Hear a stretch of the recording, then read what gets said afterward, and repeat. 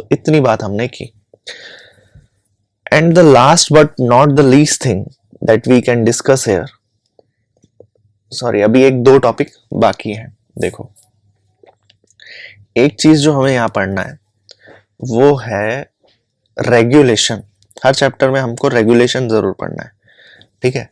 Regulation of respiration, कि ये respiration का जो इतना सब कुछ चल रहा है ये चल कैसे रहा है, ठीक है, ये कैसे चल रहा है, कौन रेगुलेट कर रहा है इसको। तो टॉपिक इज रेगुलेशन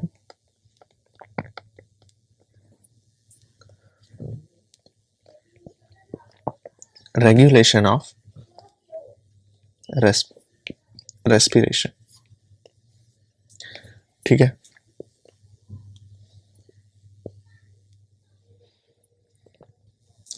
तो ह्यूमन के पास ये बेसिकली एबिलिटी है। Human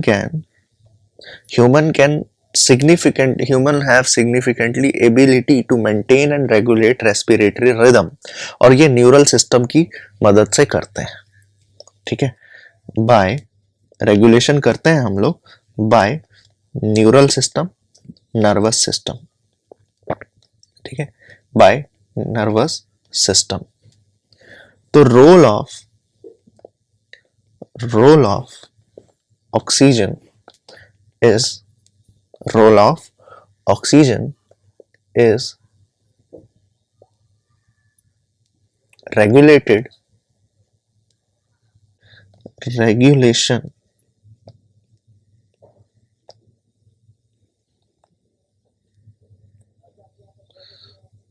of respiration, respiratory rhythm is quite, मतलब एक जादू जैसा है, तो इसको बोलते हैं मैग्निफिसेंट।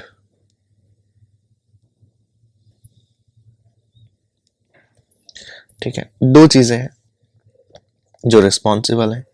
पहला चार्ट से समझते हैं, रेस्पिरेटरी हमने बात की, रेस्पिरेटरी रिदम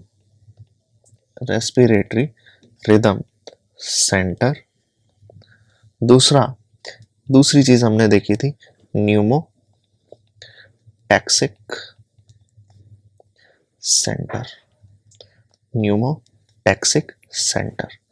कहाँ प्रेजेंट है ये रेस्पिरेटरी रिदम सेंटर? आप बोलोगे मेड्यूला ब्रेन, ठीक है। दूसरा न्यूमोटैक्सिक सेंटर कहाँ प्रेजेंट है? ये भी ब्रेन में ही है, hind brain part, and which is bones. Okay, ये बात हो गई। अब देखते हैं रेस्पिरेटरी रिदम सेंटर भी मेंटेन करता है रेस्पिरेटरी सिस्टम को, एंड इट इज प्राइमरीली आप बोलोगे ये मेंटेन करता है, मेंटेन्स रेस्पिरेटरी सिस्टम, ठीक है। And this is primarily responsible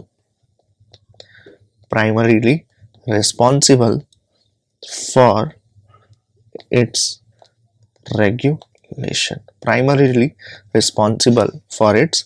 regulation, and pneumotaxic center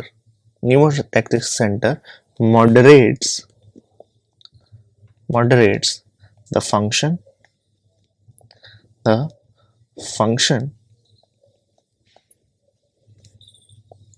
of respiratory, ये मॉडरेट करता है रेस्पिरेटरी रिदम सेंटर के फंक्शन को। तो समझ रहे हो आप, ये कंट्रोल कर रहा है प्राइमरीली रेस्पिरेटरी सिस्टम को, और ये रिदम सेंटर को, ठीक है। तो रेस्पिरेटरी रिदम सेंटर कैसे? तो बाय न्यूरल सिग्नल, एक न्यूरल सिग्नल जाएगा कहां से? न्यूरल सिग्नल जाएगा, नर्वस सिग्नल जाएगा through neurons from pneumotaxic center which is in pons, pneumotaxic center which is in pons, and which will reduce the duration, which will reduce the duration of inspiration, reduce the duration of inspiration, and इस तरह से ये क्या करते हैं? Alter करते हैं respiratory rate को, रेस्पिरेटरी रेट को ये ऑल्टर करेगा। बाय कैसे? बाय रिड्यूसिंग द, क्या लिखा है? By reducing the duration of inspiration. ठीक है, यानी कि बहुत जल्दी जल्दी सांस लोगे आप, यही तो है ना? यही है। ओके, एक होता है कुछ कीमो सेंसिटिव एरियाज भी हैं, कुछ कीमो सेंसिटिव एरियाज भी हैं that can alter the respiratory mechanism. तो देखो, कुछ कीमो सेंसिटिव एरियाज हैं that can alter what? Respiratory mechanism, जो रेस्पिरेटरी मैकेनिज्म को क्या करते हैं? ऑल्टर करते हैं। एंड दिस इज साथ साथ चलता है ये किसके? रिदम सेंटर के। तो this is adjacent to rhythm center. This is adjacent to rhythm center, which is highly sensitive to carbon dioxide and HIM। ठीक है, और जैसे ही क्योंकि ये हाईली सेंसिटिव है कार्बन डाइऑक्साइड और एच आयन से, तो जैसे ही कॉन्सेंट्रेशन इंक्रीज होगा किसका? कार्बन डाइऑक्साइड का, तो इंक्रीज इन कार्बन डाइऑक्साइड, ठीक है, इन दीज सेंटर्स, इंक्रीज जैसे ही होगा इन दिस सेंटर्स,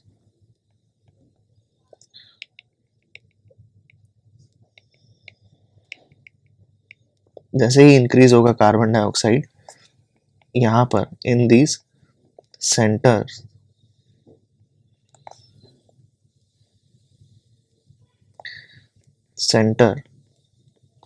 दे गेट्स, ये सेंटर जिनको बोल रहे हैं केमोसेंसिटिव एरिया, ये क्या हो जाएंगे? एक्टिवेट हो जाएंगे। ये क्या हो जाएंगे? एक्टिवेट हो जाएंगे। और एक्टिवेट होने के बाद क्या करेंगे? They will send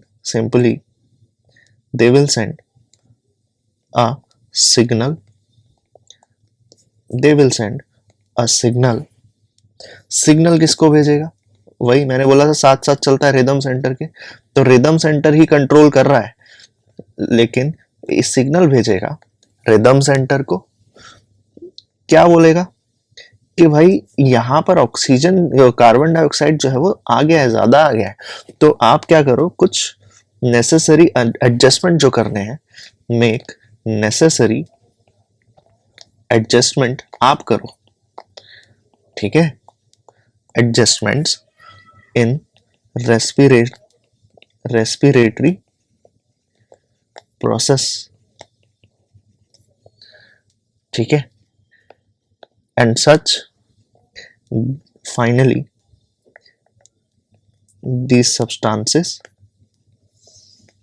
these substances eliminated। ठीक है, तो अब अलग अलग कंडीशन में अलग अलग चीजें होती हैं, जैसे हमने बात भी की थी कि अगर आप हाइट, बहुत ज्यादा हाइट पर चले जाओगे तो फिर कंडीशन अलग हो जाएगी। वहां पर क्या होगा, आपकी बॉडी जो है वो ज्यादा, आपकी बॉडी, एक बात समझना, जब आप वहां पर आपकी बॉडी सफर करने लगती है ऑल्टीट्यूड सिकनेस से। ये हमने बॉडी फ्लूइड एंड सर्कुलेशन में भी समझा था। एक चीज होती है ऑल्टीट्यूड सिकनेस। ऑल्टीट्यूड सिकनेस समझना क्या है, जब आप बहुत ज्यादा हाइट पर चले जाते हो तो वहां पर देखो, वहां पर ऑक्सीजन तो बहुत कम है, तो बॉडी को इनफ ऑक्सीजन नहीं मिल पाएगा। और जब बॉडी को इनफ ऑक्सीजन नहीं मिल पाएगा तो क्या वो अरेंजमेंट करेगा, यही कीमोसेंसिटिव अरेंजमेंट्स की बात कर रहा हूँ, एडजस्टमेंट की बात कर रहा हूँ, वो क्या करेगा, रेस्पिरेटरी रेट बढ़ा देगा, है ना, यही तो एडजस्टमेंट्स है।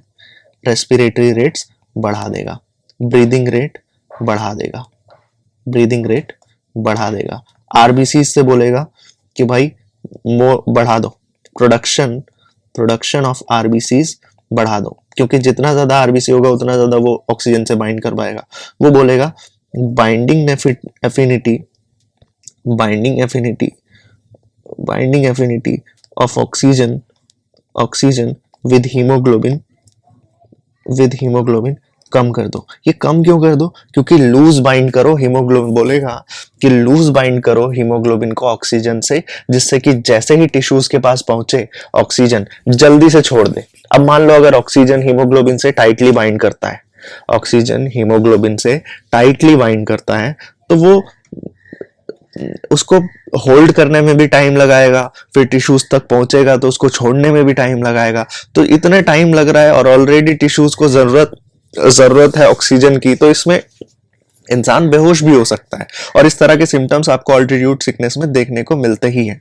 ठीक है, ऑल्टीट्यूड सिकनेस में इस तरह के कि आपको चक्कर आते हैं, नॉसिया, वॉमिटिंग वाली फीलिंग होती है, ठीक है, हेडेक भी होता है।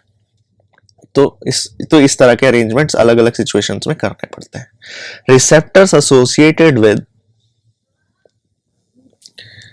ठीक है, receptors associated with, receptors associated with aortic arc and carotid artery recognize changes in carbon dioxide and H ion concentration. They send the signal to rhythm center and remedial, और फिर rhythm center क्या करेगा, remedial actions करेगा। तो ये again एक important point है कि receptors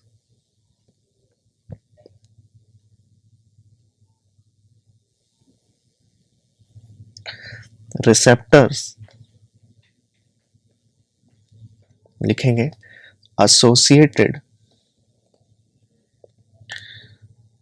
aortic arc, aortic arc and carotid artery, aortic arc and carotid artery, ये रिकॉग्नाइज करेंगे, दे रिकॉग्नाइज